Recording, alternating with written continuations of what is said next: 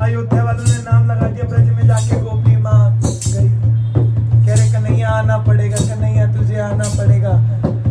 तो गोपी माँ कह रही कोई मत बुलाओ, अरे बैठे बिठाए उनको आकर के मुझको छेड़ा, बैठे बिठाए आकर के मुझको छेड़ा।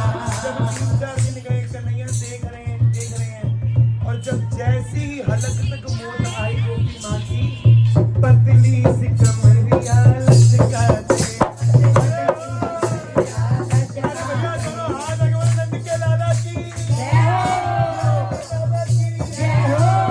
मानो कि आप भी उसमें शामिल हो। पतली सी और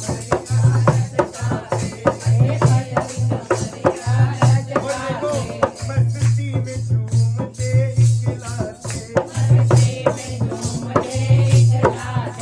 अधरामृत भर कर मुरली में, अधरामृत अरे देखो मेरे सोने रसिया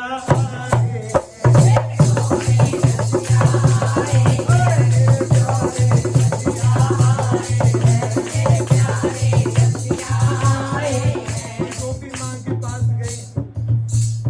गोपी माँ कह रही कौन? कह रहे इतनी देर से मैया तो मुझे बुला रही है, मैं वो ही हूँ। कह रही भैया अब आए हो जब दरवाजे पर मेरी मौत भी मेरा इंतजार कर रही है। कह रही नहीं गोपी माँ, क्योंकि इस कलयुग में कौन किसी का होता है, 2 दिन भूखा रह लेता है इंसान, तीसरे दिन, लेकिन तू तो चौथे दिन भी भूखी हो गई। अब गोपी माँ को जब कन्हैया ने अपने पीताम्बरी से मुंह साफ कर कर अपनी गोदी में बिठाया, आय हाय गोपी माँ का जो रूप था वो और चमका हो गया। अरे गोपी माँ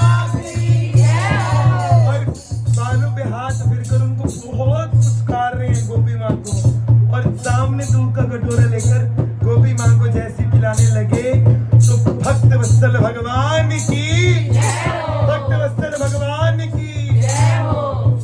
तो गोपी माँ ने जैसी दूध का कटोरा पिया और जब पीकर गोपी माँ को थोड़ी देर बाद फिर होश आया तो देखा कि कन्हैया फिर सपने में है। फिर गोपी माँ गुस्से में आई, लेकिन उसके बाद जब गोपी माँ ने दूध